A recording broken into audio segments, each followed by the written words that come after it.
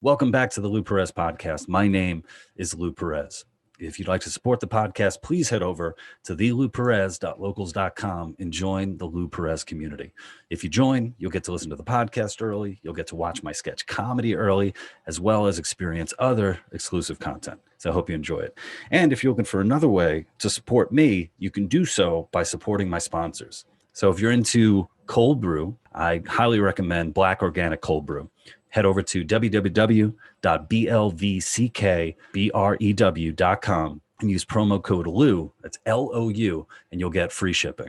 And if you're into CBD products, please check out Paloma Verde, www.palomaverdestore.com. And if you use the code LOU, you'll get 25% off purchases over $75. And if you sign up for email, you'll get an extra 10% off as well. All right, here we go.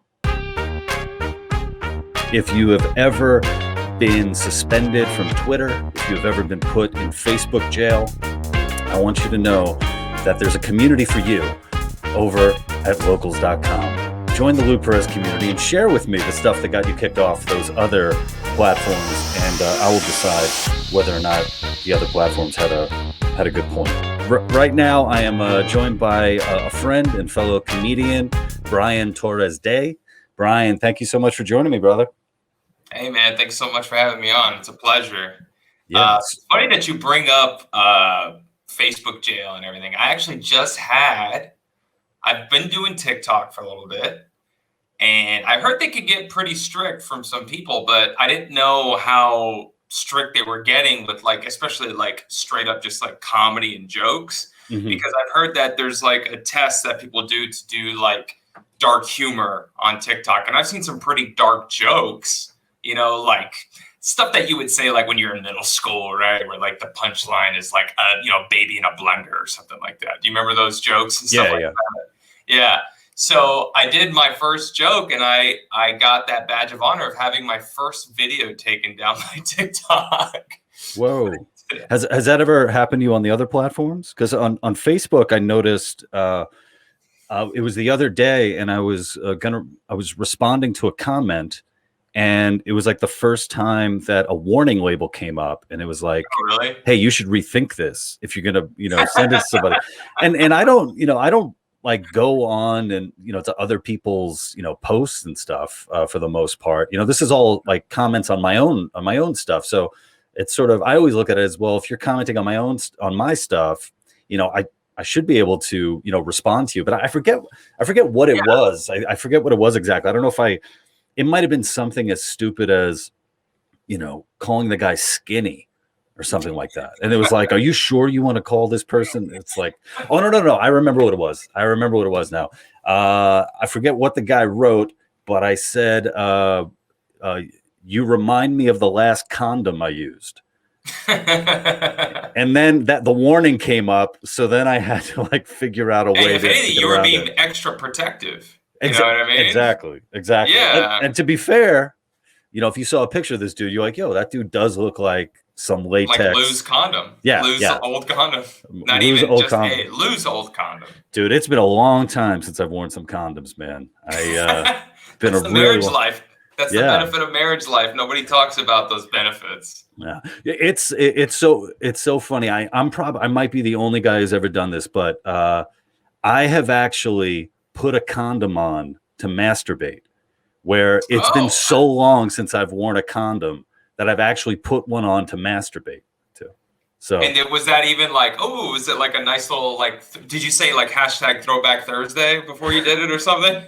well, no matter what, while you're doing it, you're not really thinking about it. But then after, you finish, you look down and you're like, what the fuck am I doing? I have a condom on that I need to unfurl off my penis. And were you trying to get off just to like kind of reminisce about the good old days when you were single? You're like, oh wow, leaving the house and not having to tell anyone where I'm going, or I could. It wasn't even sexual. Leave the TV on, not getting yelled at. Yeah, no, nothing sexual at all. Nothing, it's just like stuff that you could do. I sometimes fantasize of like the stuff I used to do in my apartment, like before my wife and I lived together. And it was just like, I kind of just miss like, like taking a dump with the door open while the TV's on and just watching TV while you're dumping. You know what I mean? Like those are fun single guy moves, like those little like single life guy bachelor hacks. And I'm like, God, I miss that. Or like, you know, taking a shower and then having music playing to like not wake up my wife. Like I can't do that anymore. You know, I used to just blast like my phone, put it in like a cup and then just shower and then listen to like a podcast or something. Now I'm like, yeah, my wife's going to wake up. I can't, you know, I got to be quiet. So I was like, those are like those fun single fantasies I used to do. Well, do you know, have you seen, I saw this one meme going around where it's basically a picture of an empty room and a mattress on the floor. And a woman basically saying, I can't believe guys live like this. Right. And it's like, well, the reason why guys live like that is because you continue to fuck them. Like, you know, if this dude wasn't getting anything, you know, there's no way that he would live like that. He would be going to, you know, Crate and Barrel and West Elm. That's definitely some marriage. If you're married, you know all about West Elm. No. I've known so much. I learned so much about interior decorating when I moved in with my wife. Like I actually caught myself one time I'm like, I don't know, that doesn't really fit our motif. I actually use the word motif in a sentence. And I'm like, who the fuck am I anymore? You know?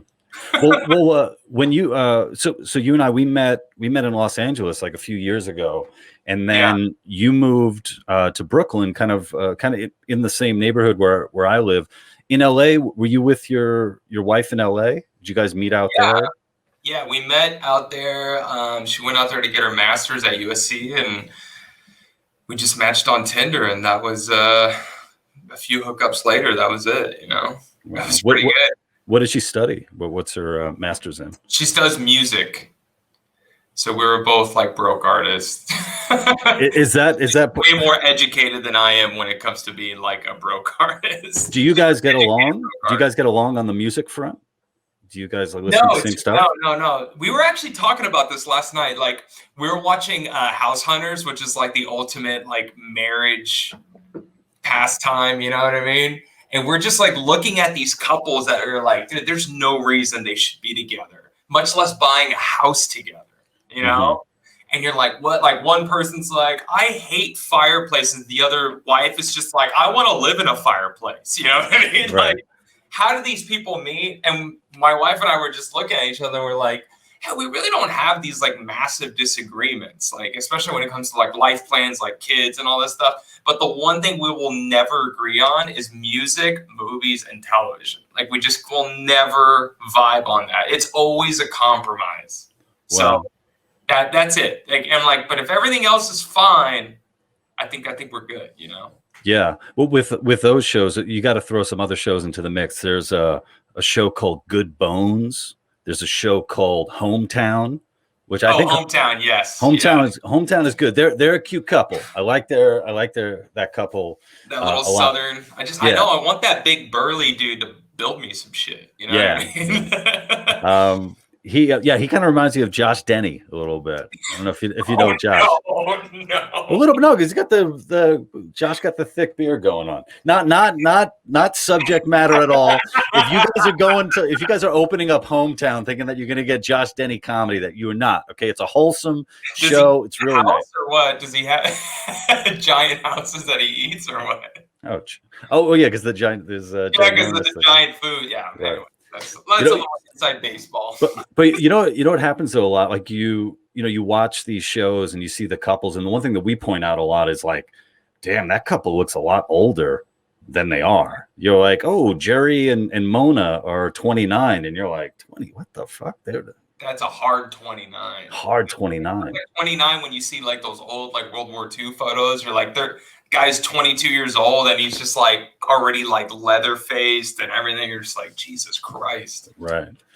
Well, with I'm pretty lucky with my wife. We get along on a lot of those fronts. When we go out to dinner, we basically it gets annoying where she's like, I was just thinking of having that.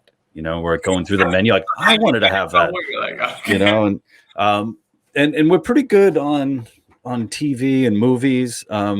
Music, you know, I think years ago, I had a talk with a friend of mine who basically pointed out, he's like, look, when it comes to music, it's sort of like a losing battle to judge people based on like what music they like, or to establish friendships based on music, because ultimately everybody's taste is gonna differ. Like my music mix is just all over the place, from fucking Bjork to Tool to Deftones to Sam Cooke, and I put my stuff on and I'm like, I get it. I get why somebody wouldn't like this stuff. It's okay. I know. I gotta say the same thing. Like I'm not gonna lie. Like I bought the Batman Forever soundtrack on iTunes. Kiss from the Rose, man. Seal, brother. There's so many good songs on that, man. I was like, Smashing Pumpkins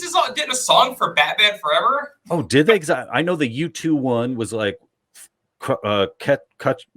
trust me, kill me, kiss me. Yeah, something like that. There's some like low key. I'm like, this is a fire album, man. Like it's like, and it like ticks off all the right boxes of nostalgia and everything.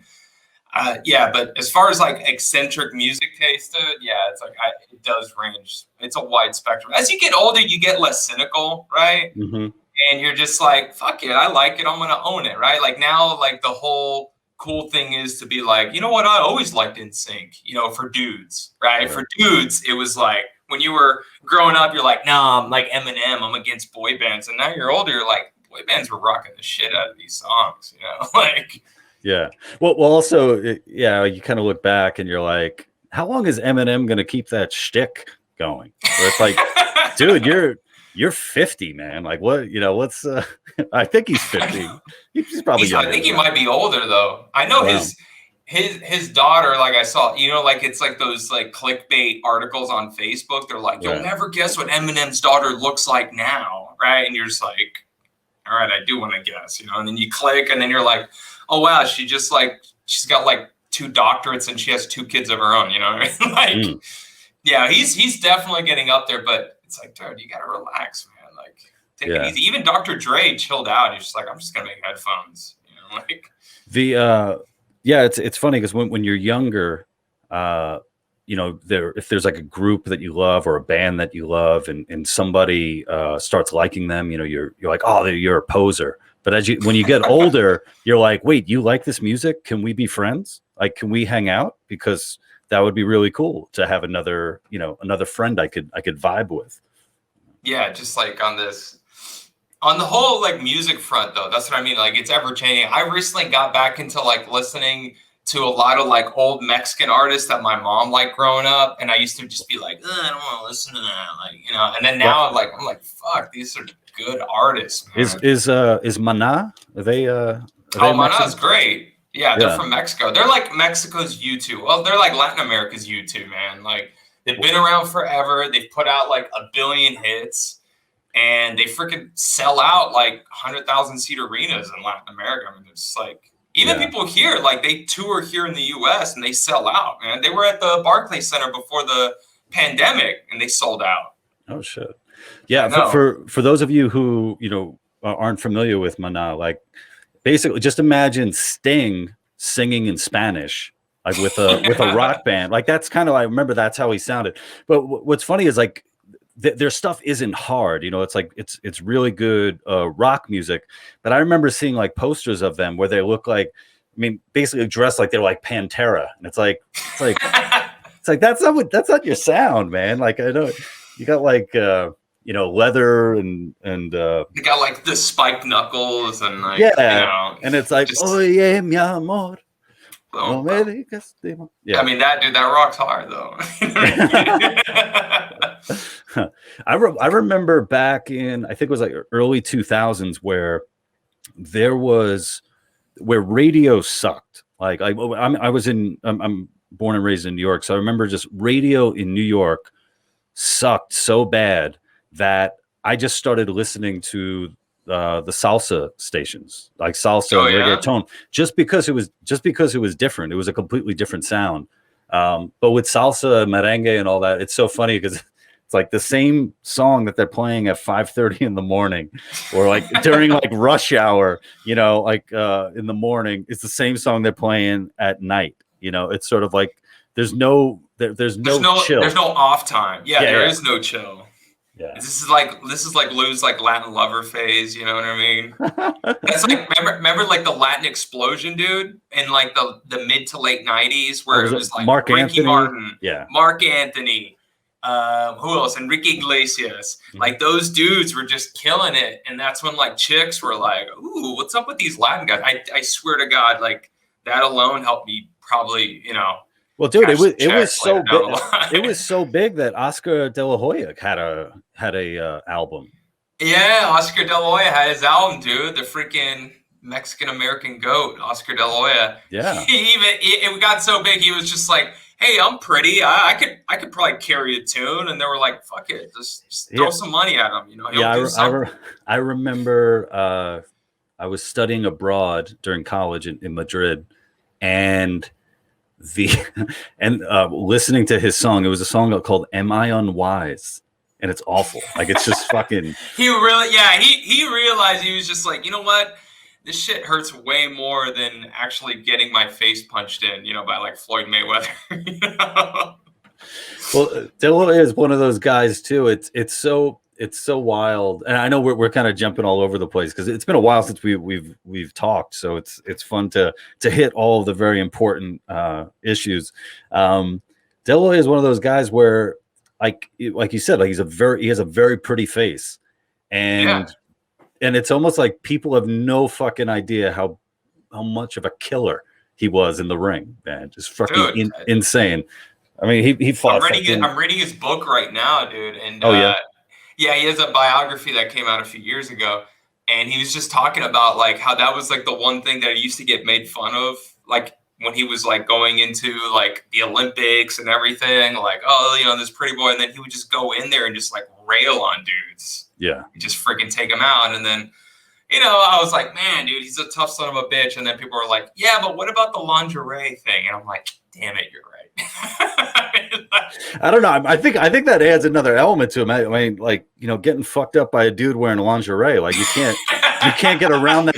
You can't get around homeboy's jab. Like you're fucked, man. It's true, man. You're like, he knocks you out with a left hook, and then afterwards he goes to Victoria's Secret, and it's just like there's no coming back from that. That's like a physical and an emotional pain that like no fighter would come back from. Does he talk about that in the book? Is that in the book? No, he doesn't. He doesn't get into that. Well, honestly, I mean, I'm like a couple chapters before I'm done, so he might get into it, but I think it's one of those things where, like, you know, people self-edit those, you know, their biographies, you know, like, right. Like, I'm pretty sure it's not like if you read Mel Gibson's, you're like, hey, where's the part where he gets the DUI in Malibu? You know, like, yeah. Where's the whole chapter about how he feels about the Jews? And yeah, exactly. The editor Simon and Schuster's like, you know, Mel, we might not let's talk about Lethal Weapon 4 more. Yeah. Oh man. So you were saying earlier, so you've been doing stuff on TikTok. You received your first ding. What happens when they take your video? So I and it was a funny thing. Like it was one of those videos that was like picking up steam, where I was like, oh, it's got like 4,000 views in like an hour. I'm like, oh, this is gonna go like pretty viral. I was like, or at least get something. And people were like commenting, like laughing emojis and stuff. And it was like a simple joke. Like the good thing about it is like you can just tell a joke and it kind of like has that stand-up rhythm and people just like watch it. So the joke was like very simple. It was just, you know, have you ever noticed that every Hispanic woman you've ever seen wearing a Selena t-shirt all looks like the woman that shot her? You know? President of the fan club. Yeah, that's the joke, right? And it was getting a ton of responses, and then I like got an alert. I was like, what is this alert? And I click on it. It was like, your video has been deemed inappropriate for abusive bullying or hate speech. And I was like, come on, man. Like that is just, and it's funny because it's on Instagram too, and Instagram doesn't remove it. Right. So it's like clearly like, what is the hate speech? There is no hate speech. Who's being bullied? No one is being bullied there in particular. It's just an observation regarding my own culture. You know what I mean? Right. It's like if a black comic's like, hey man, you know, we got to stop Aaliyah. waiting in line for Air Jordans for 10 hours. You know what I mean? Right. It's just like, it's not controversial, you know? Right. Yeah, it's weird trying to navigate those things. For one, it you know, you're a stand-up comic, and you know, so many comics need to, you know, venture out and start using all these different platforms. And you know, I'm looking at it now and I'm like, I'm on like 5 or 6 different platforms, you know, basically, you know, putting out content regularly. And it is weird trying to navigate, hey, what is going to get dinged? What's going to be deemed appropriate or inappropriate? And sort of, but like on Instagram a while back, what was it? It was a controversy where I think it was Congressman Dan Crenshaw. His account followed an escort, like an escort's account, right? That made me like him even more.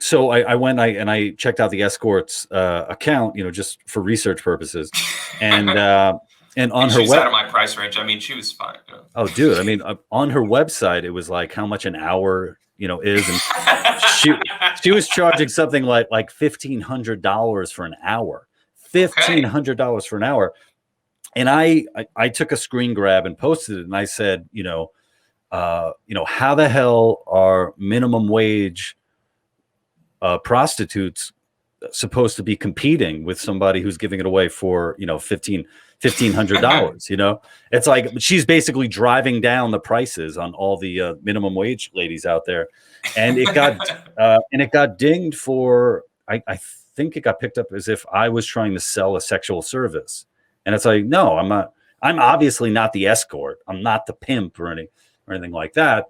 And I mean, are things going pretty hard for you, Lou, right now, or what's going on? I mean, things are, bro, it's okay, you know. Things are all right, but look, man, like I'm 39 years old right now. This is what I look like now. I don't think I'm gonna, you know, I look at pictures of me when I was 19, and I'm like, that's when I could have made some bank, you know, being you know, a little being G a for stud. P, you know what I mean?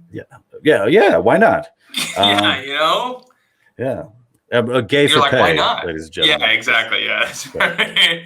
You're like, why didn't I get harassed for this type of you know, work, or at least get me something in the industry, give me a walk-on role on like Melrose Place or something, you know? Felt like I was good looking enough to do it. Dude, you know, I had it all. I had it all, and I let it I let it go. But did your file get suspended because of that, or was it just like a Facebook jail thing? Instagram, I think it was Instagram, just took down the post, and there was a process I could have gone through to fight it, but with everything happening, you know, I was like, it's probably not even worth it, you know, to go through it. Simple. And also, it's like, would I be labeled basically the equivalent of a pain in the ass by Instagram, and like, would that, you know, lead to more, you know, them looking at my profile more? So it's just a pain in the ass. So I was like, yeah. So it's like, but that's what I mean. It's like those obstacles too, where you're like, I'm clearly a comedian. I'm clearly doing it for, you know, just trying to get a funny gag, a reaction, what have you.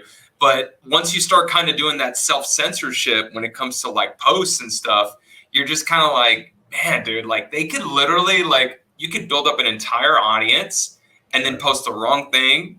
And even if it's regarding your own culture, you're not attacking an individual person, and then they could just take it away. Like, dude, that's a little crazy. You know, like they should understand, like, look, this is obviously intended for humorous purposes. I'm not trying to get, you know, Xi Jinping to attack the US. You know what I mean? Like, right. No, it's tough. It can be tough. It can be tough. But with everything going on, I saw a little while back you were featured in like what was it, a spoken word competition? No, I'm not, dude. Don't make me lamer than I already am. No.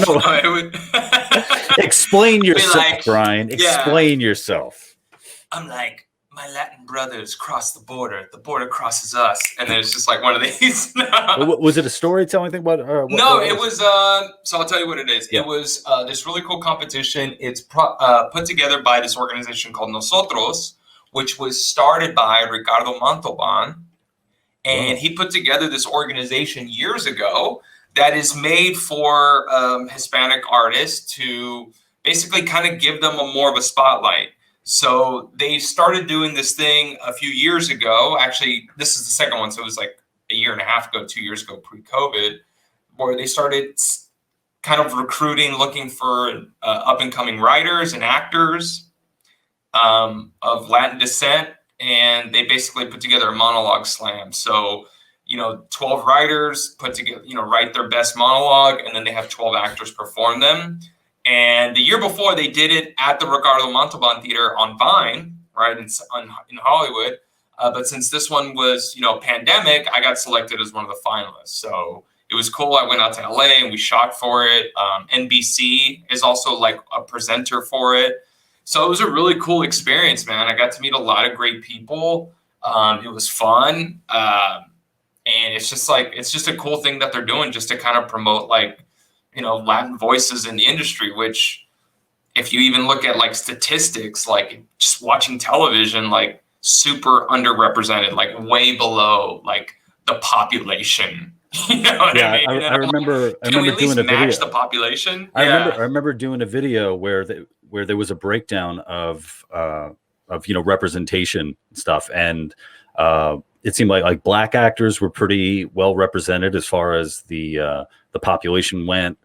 Asian actors and Latinos were all the way on the bottom of that. Which you're like, it doesn't. It's like, and it's funny because you'll watch shows that take place in LA and there's no Hispanic people, and you're like, you guys have to like purposely go out of your way to avoid. You're like, is that Hispanic? We gotta turn the camera this way. You know what I mean? Like, LA is like 70% Hispanic. And so it's like, it just doesn't make sense. Like, there's no tone. Like, you would think you'll be like, there's at least one big like lead action star that's like Mexican American, right? But there isn't. It's like, or they're like not cast in the right way. So it's one of those things where like I feel like the market is not caught up to what like the general consensus in the audience is. You know what I mean? Mm-hmm.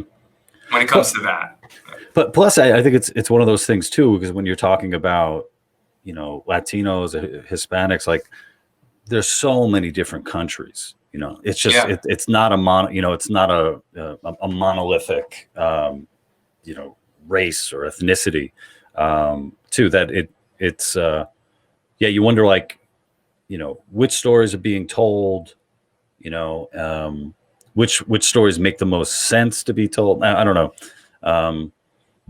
Because for me, my dad's from Argentina, but that's very different from, people from Mexico, people from Cuba, people from Ecuador, right. But it's sort of when you have a Spanish surname, it's sort of like, let's lump everybody together, Yeah, that's what I mean. Like, I feel like just even like the stories though is one thing that's like really missing, because you have so many good stories of, people, coming to the United States, cultural stories, even stories within like certain neighborhoods in the US, like there's just so many good things. And not to bring it back, but like Oscar De La Hoya's story, like not a lot of people know, like his parents were from Mexico.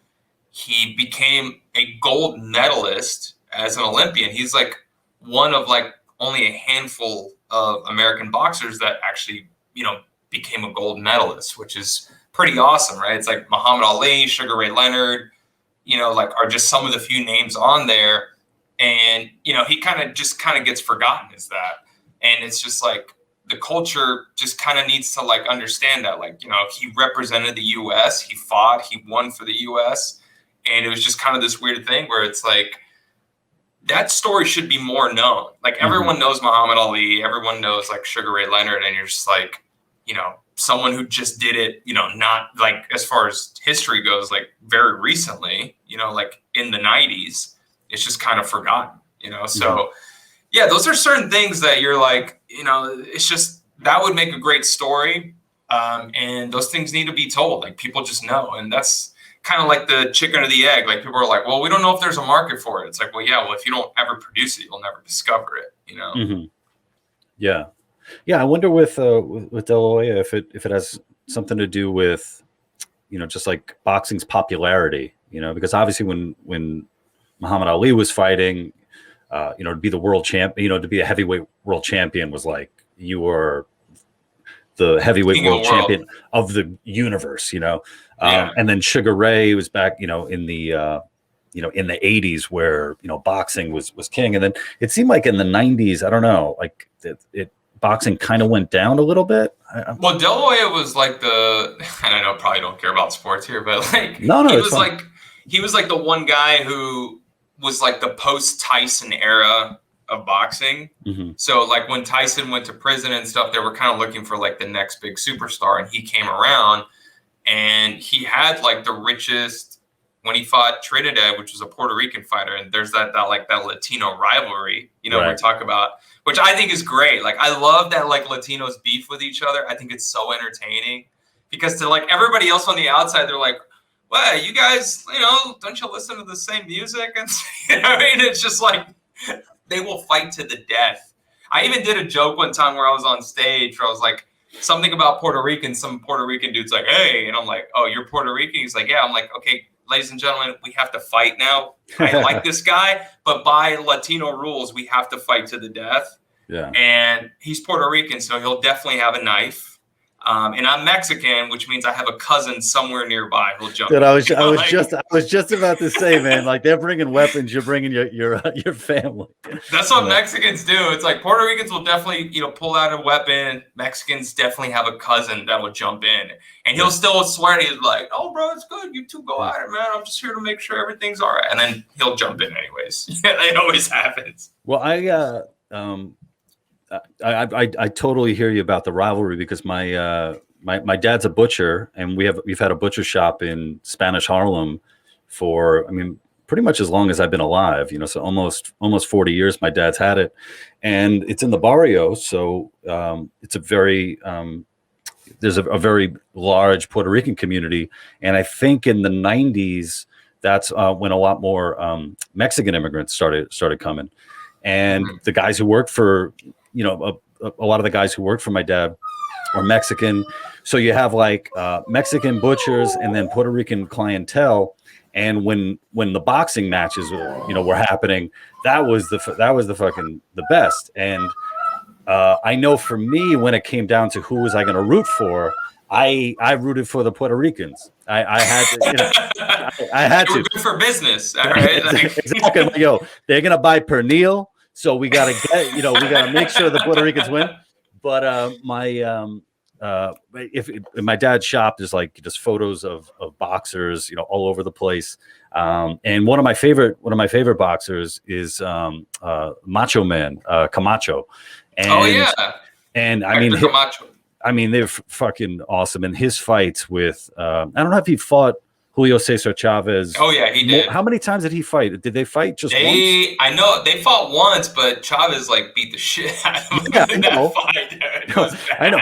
Well, and it was wild because you look at the time, like just to give you an idea of the time period. I mean, before it, you know, Chávez was calling him a maricón. Because for those of you who don't know, Macho Man Camacho was very flashy. Incredibly that fast. little tail, like hair thing. Puerto Rican Superman. He did. He had the Puerto Rican like Harry Potter thing. It was like a little hair tail right here. It was like you take the rat tail and then you put that shit on the front and then you shorten a little bit. But he was an awesome boxer. And he was great. You know, especially, you know, at that time. But, you know, Chávez did whip his ass. He won. And then afterwards they're like hugging. And Chávez said, I think he said something like, "I take it back. He's not a maricón." I mean, and you're like, what? Like looking back at that, you're like, what the fuck? What year is this, man? You know what? Dude, I remember that too. Like my parents are like super like prideful Mexicans, man. And that fight, I remember as a kid, they had it on. And my dad was just like foaming at the mouth. He's like, "Dale ese cabrón, dale," like, you know. And then my mom is like, she's like, "Chingatelo," you know. It's just like, I know. In fact, they actually went to a Julio Cesar Chavez fight. Like that was one of their big like things. Well, I mean, the dude fought like 1,000 times, man. The dude was like 90. Was he like 92? I think De La Hoya is like one of the few people that actually beat him. Yeah, De La Hoya beat him up pretty bad, which is that's a funny thing because when you talk to like Latinos, like Latin people from Latin America, like especially like Mexicans, right? Like if your parents, like I'm a Chicano, right? Which means I'm first generation born here, but like they don't respect that. Like to them, you're not real Mexican unless you're born in the land, you know, like they're super prideful about that. And the whole De La Hoya thing, it was like our generation against like the older generation. It was like a passing of the Mexican, but dude, De La Hoya even said, he's like, when he fought Chavez, like members of his own family weren't talking to him. Because they were like, "You're a traitor. Why would you fight him?" It's like, what the fuck? It's like, it's my job, you know, like. Exactly. Well, I wonder, you know, I mean, nowadays, you know, so much is wrapped up in identity, you know, identity politics, you know, where it is one of those things that when I was younger, I was a lot more proudful of my heritage and, you know, where my dad came from. Not so much my mom, because my mom's American and my mom's a mutt. But like, oh, my dad's from, you know, Argentina. And my grandfather's from, he's from Spain, you know. And then as I've, you know, gotten older and become more of, I guess, an individual with individual successes, I think there's a rich history there of my father, of the culture that I came from, this odd culture of dad's from Argentina. We're from Queens, New York. We got a butcher shop in the barrio.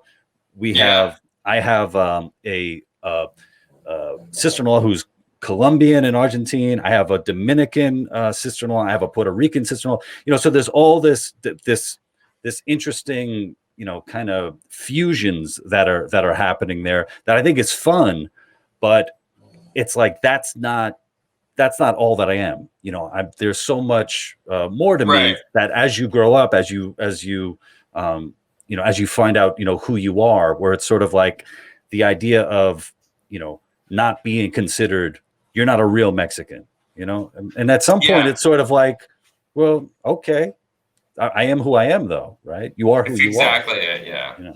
But that's the funny thing. That's kind of like the older generation, where it's like that whole like that pridefulness, you know, that they just carry with them, you know, and it's kind of like that.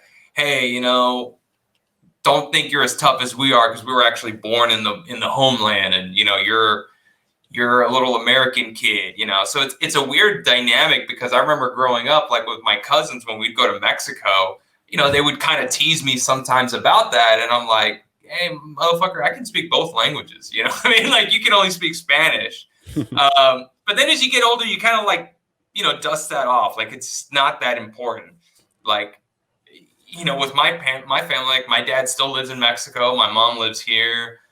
They're very much like, to deny that part of me, I can't, because it's like I grew up with parents that spoke Spanish at home.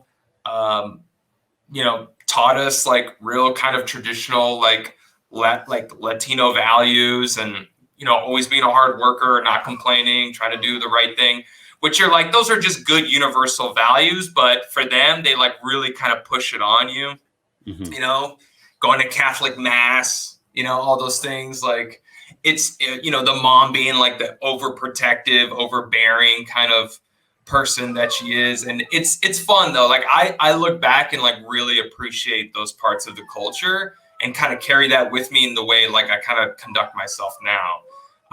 But the fun thing is, as I've gotten older, I've learned to appreciate a lot of like the art that comes from Mexico and Mexican culture, and listening to those artists where you're like, man, those are just super talented individuals that, you know, part of me just to kind of rebel and be like the more American, and that's how you rebel as a kid. If you grew up with immigrant parents, it's like you kind of go way more American, you know. Like I was listening to like Van Halen, and, you know, listening to like Audioslave, like Soundgarden, like trying to like get away from all that My brother wanted to be a rapper, which he, you know what I mean? Like, so it's like we try to get away from that. Now as we gotten older, it was like, it's kind of cool to embrace that and like actually appreciate it. Right. Sorry, my dog's barking at me. Is he good? Is he all right? She? Yeah, she's fine. She's all right. Where's your dad in Mexico?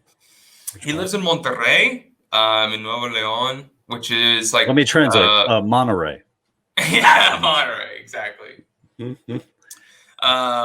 Give me 1 second. Sorry. Yeah. We're gonna take a break for just a sec, and we're back. Well, was it last year? Yeah, last year I went to Mexico City for the first time. My wife was teaching she was doing a training for bar exercises, BARRE.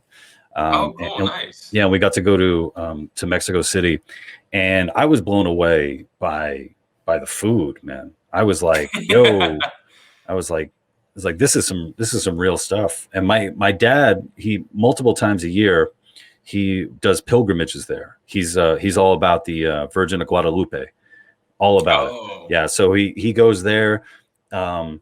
He was going there a few times a year, doing his pilgrimage to the one. What does that entail, by the way? Like, just to get more detail. Like, oh yeah, well, basically he would go. I think he would go there, go directly to the church. Go to mass. Most of the time, he's friends with I think some of the priests who are there.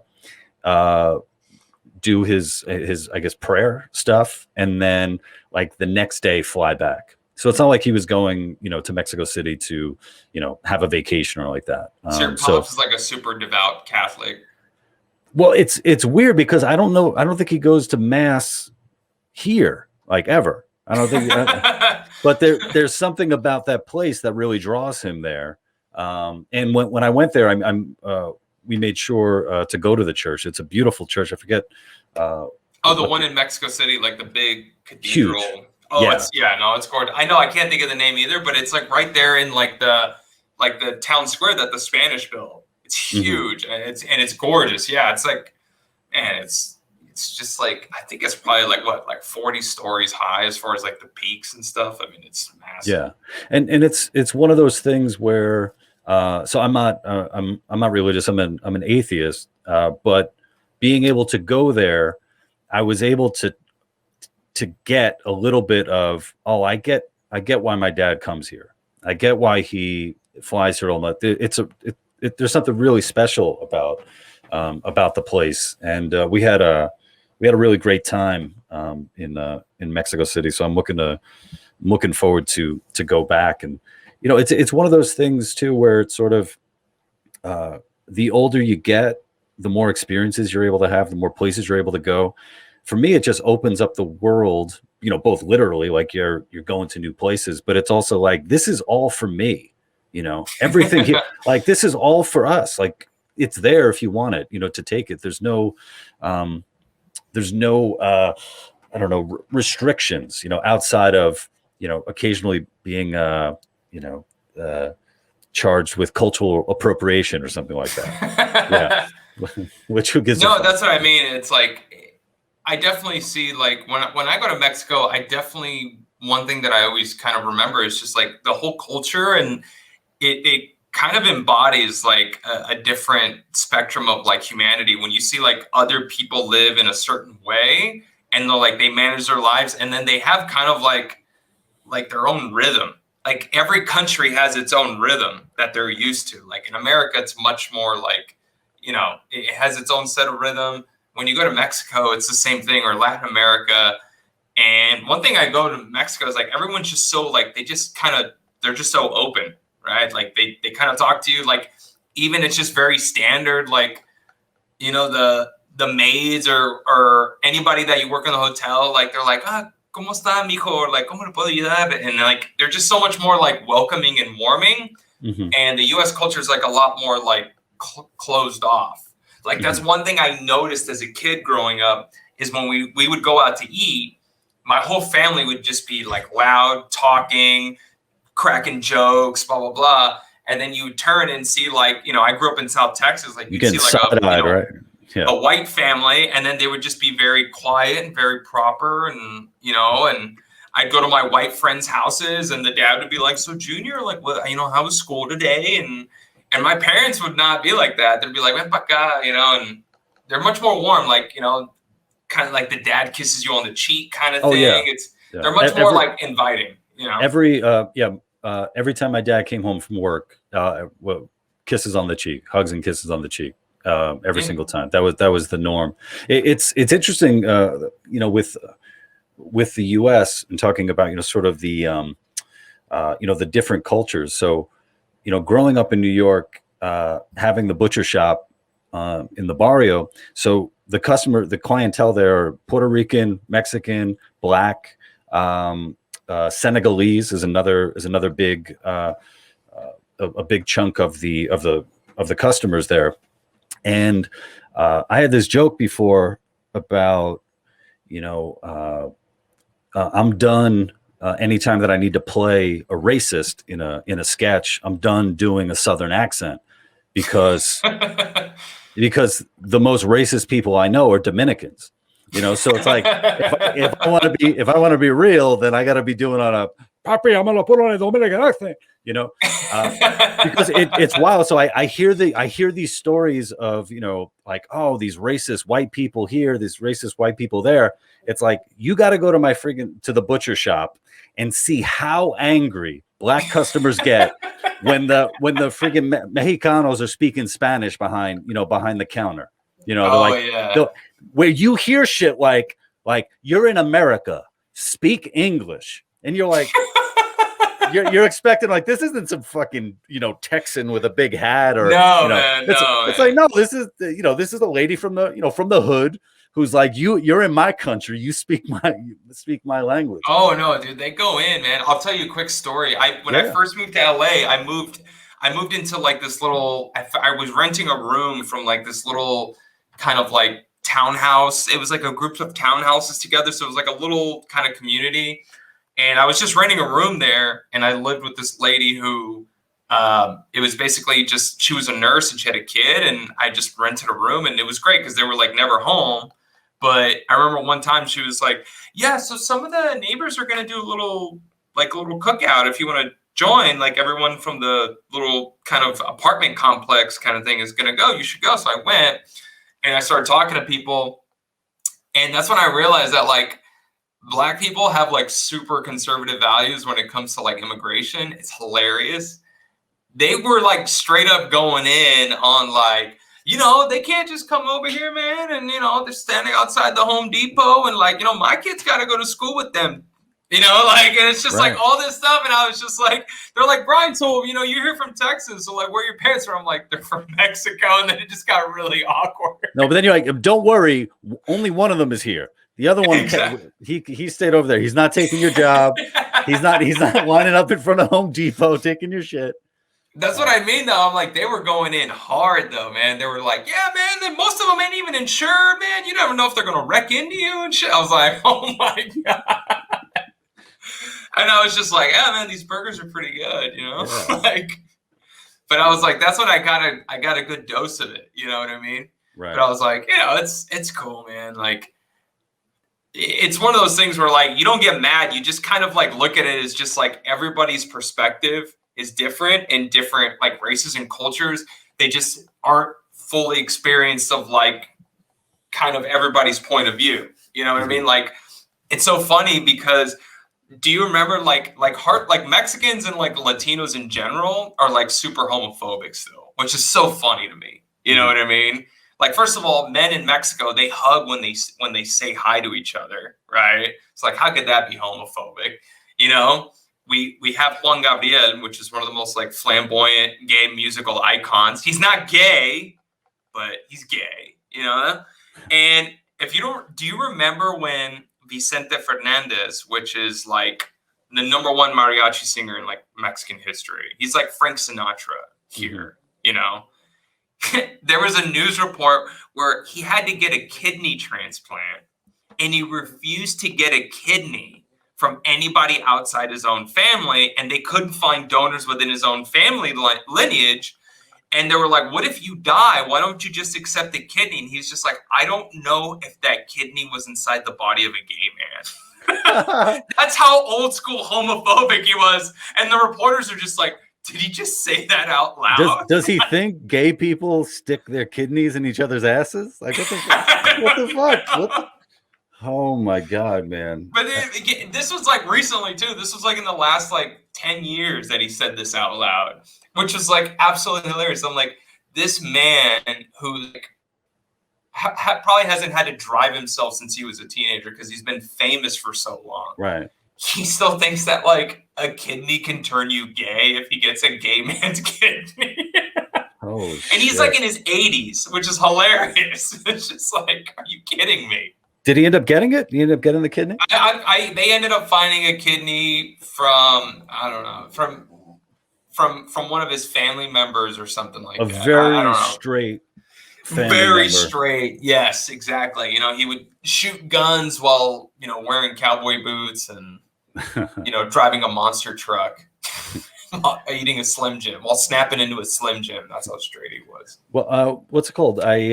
I think I would be remiss not to talk to you about what it means to be Latinx, and oh my God, how do you navigate your truth, Bryan Torresdey? Well, Latinx it's an inclusive term which excludes all of the grammatical laws in Spanish language, which is great, you know. And that's the one thing too, where I'm like, that's how you know where someone is, especially like Latinos, where they are like, as far as like their core beliefs, right? I'm not even going to say political because it's really outside of politics at this point. Right. It's like their core beliefs. As soon as you say they're like Latino and they're like, oh, Latinx actually. Like that's, you know, you're like, okay, I know where this person's core beliefs are, you know, right. Which is such a funny thing. And I honestly don't really care when other Hispanics say it.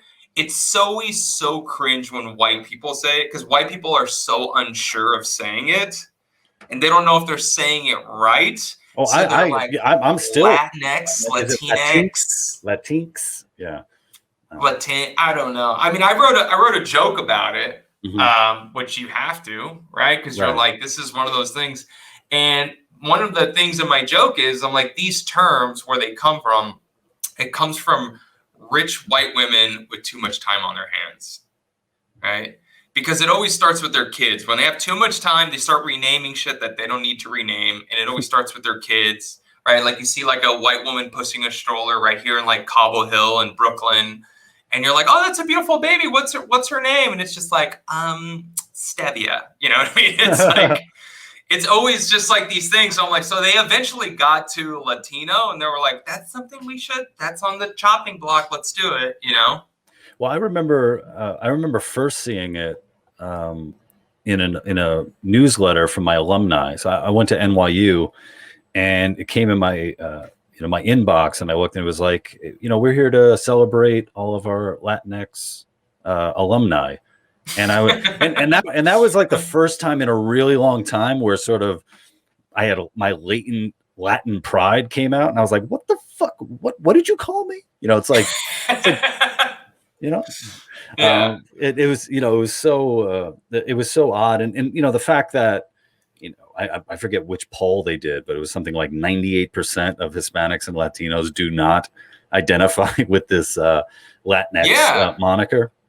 Like they don't know, like they're not identifying themselves. Like it's not something that's like catching on, right? Like you're never going to see like Latino, like, yo soy Latinx, you know what I mean? Right. It's not one of those things that's catching on. It's only catching on in like the industry, right? Like entertainment industry, because they're always trying to like make sure they're being as inclusive as possible.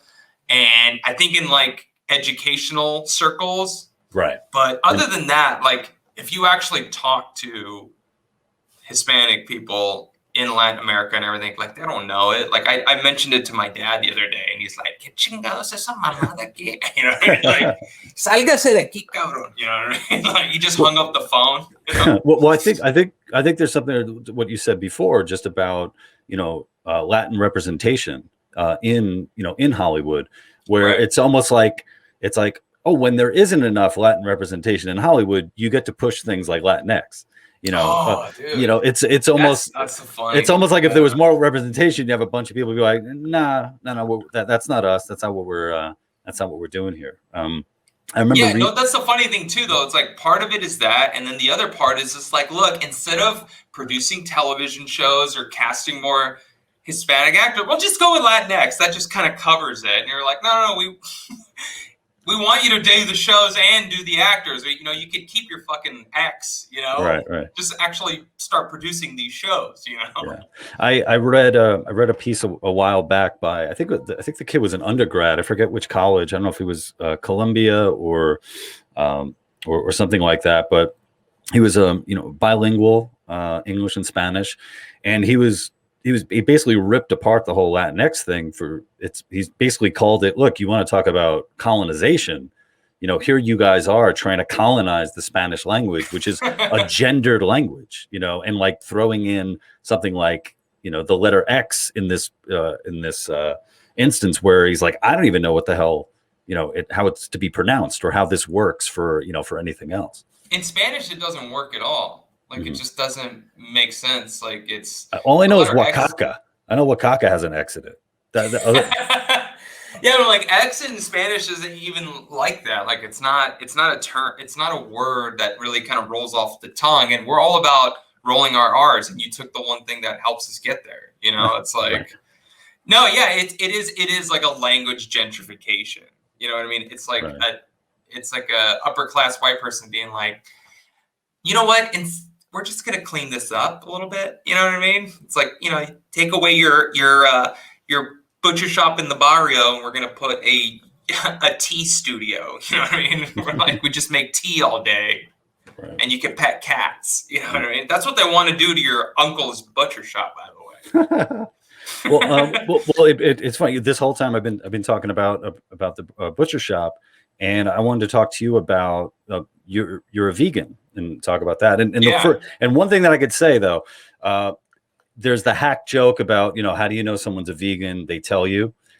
I have to say, you are not the stereotypical annoying vegan who like pushes his shit on you and like brings it up and all that. Like, I think you're pretty chill when it comes to it. But you weren't always a vegan though, right? How did you? How'd you get here?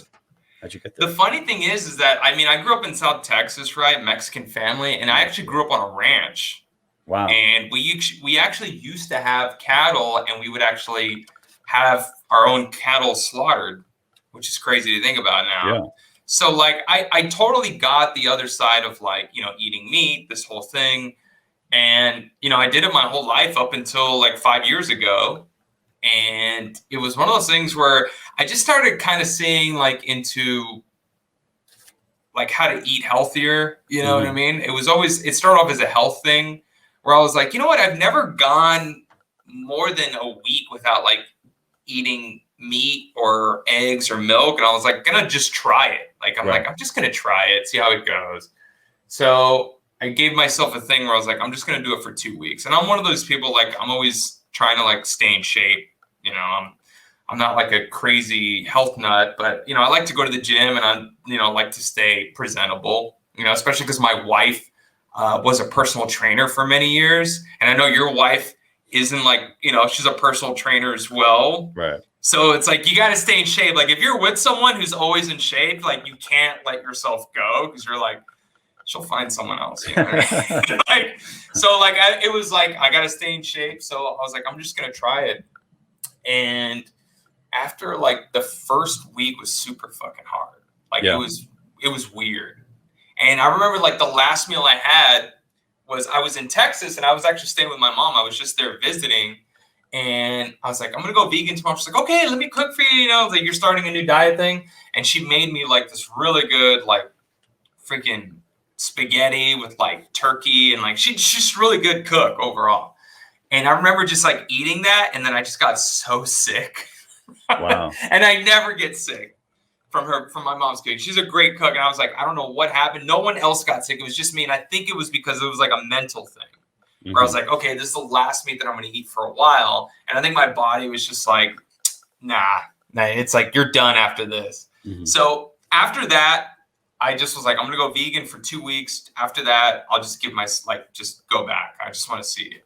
And after like the first week, which was rough, I started feeling so much better. Like I had a lot more energy. I started getting a lot more responses to my workouts, and I was sleeping so much better. I wasn't like groggy during the day like I normally was. So I was like, you know what? Screw this 2 weeks. I'm just gonna do it for a month. And once I did it for a month, I was like I just wasn't craving meat. Like I just wasn't looking at it. It didn't look good to me. Like it was like a whole thing where like my body kind of just changed. And ever since then, I just haven't gone back. And then I started learning more about like the food system, like how the whole like animal agriculture stuff is done, and you know, the factory farming, and even like from like a food perspective and everything, like our government too, like wastes so much money on these like archaic food systems that like the market just rejects now. Like, you know, if you look at like dairy, and I know this is something that you're probably familiar with, the dairy industry operates at a loss. Like they actually are losing money every year, and the only way to sustain themselves is by government programs. So they get billions in government subsidies, right? These farmers do. So they get, it's corporate welfare. And it's these archaic government programs that happened during like the Great Depression, where like the school systems have to use milk. They have to.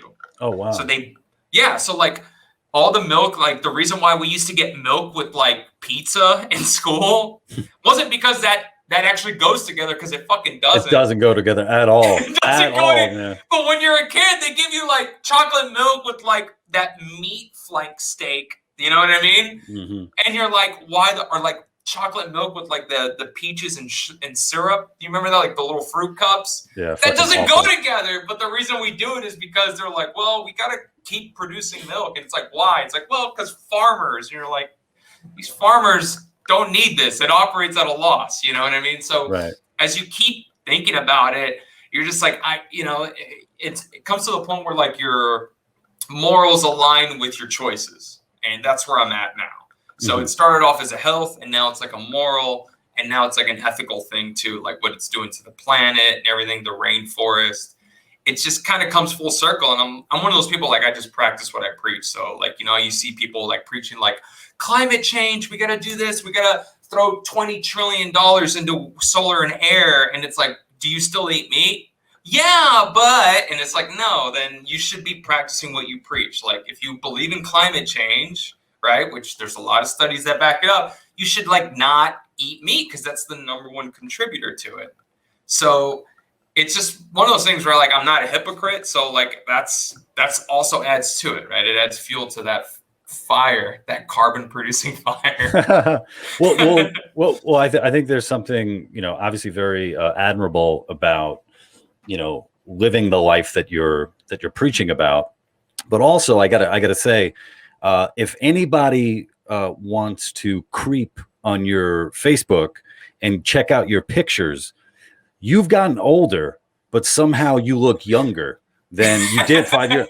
I mean, for those of you who just listen to the audio, you can't see how black this dude's hair is. And I'm so fucking upset because I have so many grays, and this dude is just like, I think before we started recording, you were like, oh, yeah, you know, I cut off some of my hair. And I'm like, you fucking asshole. Like you cut off some of that beautiful fucking black hair, that beautiful, nice, healthy hair. The Chicano locks right here. Dude. Although I gotta say one thing though, you could tell he's not full Mexican because he doesn't have a mullet. Right. You know, if he was full Mexican, right? He would have that mullet going. The South Texas mullet. Ooh, yeah.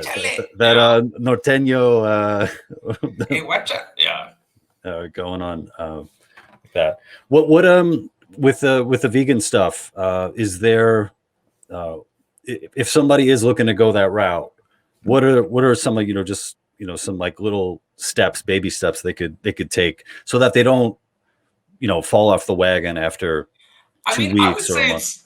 I would say like there's just so many resources now. Like people think there's a couple of stereotypes that like most people think about, like, do you get enough protein? The answer is 100% yes. Like a cup of lentils has more protein in it than an entire steak. So get protein the fuck is out. Not an issue. You serious? Yeah, one cup of lentils has like 40 to 50 grams of protein. Bro. So you're not going to go I'm trying to bulk up, dude. I'm trying to get my neck. I'm trying to lose this neck, bro. I'm going to just stuff some lentils in it. The funny thing is, though, is like as soon as you mention like vegan, like everyone tells you like my body just doesn't agree with it. I have to have meat, and you're like, you've never tried it. Just shut up. Like you've never really tried it. Another thing too is like as soon as you mention as soon as I say I'm vegan, everyone automatically is training for the Olympia, right? Because they're just like, I don't know, man. I need to have like my 120 grams of protein a day. It's like, why? Well, what are you training to do? Well, I mean, it's just how my body functions. I'm like, I'm in better shape than you idiot. Like, what are you training for? It was a little while back, and you posted something about because Joe Rogan has had a number of guests, like people with the carnivore diet, people with more of a mixed diet, and all that. Joe Rogan, don't get me started. And you were talking, you posted something like because I think he had mentioned that somebody had tried to go the vegan route and was deficient in certain vitamins or something like that. So they needed supplements. And you're like, yo, dude, you sell supplements. Like, he's a big dude. Joe Rogan is, I think, and the funny thing is, I think a lot of people have caught on. He is like, he somehow got doused with this like ultra, hey, he's just a curious dude. He's a close-minded motherfucker, dude. Like, it's so funny though, because number one, like, he says that like, vegans can't get enough testosterone. Your testosterone goes down. Meanwhile, he takes steroids, and he's like open about taking steroids. Does he take steroids? He does take steroids. He admits it. He's admitted it multiple times on his podcast. So it's like you're the one obviously struggling with testosterone if you're taking steroids. Not vegans. And he's had like vegan athletes on his podcast that have schooled him. He had Rich Roll, which was considered the healthiest man on earth by Men's Health at one point. He's vegan. He does like ultra marathons. Oh, that's okay. Yeah, he's had John Joseph, the singer of the Cro-Mags, who's been vegan for like over 20 years. Oh, he's a black belt in Brazilian Jiu-Jitsu, I think. Yeah, and he also does ultra marathons too. He does Ironmans and shit, and he's like in his late 40s, which is crazy. And Rich Roll's in his 50s, and he freaking does ultra marathons. So he's had these people on. He had John Wilkes, the guy who did Game Changers, who was like a former MMA fighter and all this stuff. So he's had those people on, but yet he still believes, he has Jordan Peterson on one time, and Jordan Peterson's like, I'm on the carnivore diet, and then after that, Rogan's like, whoa, I got to do this diet. And then dude, I gotta tell you, man, that was the worst Joe Rogan impression I've heard, man. I'm not a Rogan. Yeah, I'm not a Rogan. Whoa. Oh. I am I'm definitely a fan. With the Peterson thing, it is wild. One thing, when it comes to people, like so many people are different and respond to, different, diets or foods, so you have people who are lactose intolerant. You have people who I think, he had some real aversions to, to food. So to certain foods. So he was trying to do, I guess, an elimination diet. And, I don't, I'm not a dietitian or nutritionist. So, I'm not one to talk. I'm just more of but interested in the stuff. But it's common sense though, dude. If you only eat red meat, it's not good for you. Like, what vitamins and minerals are you getting from it? Like, it's not what your body agrees with. It's like it's a fad diet. You're going to miss key nutrients. And I've seen it. Like, I had a buddy who snuck onto like this carnivore diet Facebook group, and they talk about how they have to take electrolyte powder, like when they drink water with it. And yeah, because if not, you get like really severely dehydrated, and it's not out of this world. It's very common for people to be on the carnivore diet to have like crazy diarrhea for a month. And I'm wow. That's not good. How you can't tell me that is actually healthy for you and then say that vegans are malnutrition. Like, you can't just you can't say that, if you're on this carnivore diet.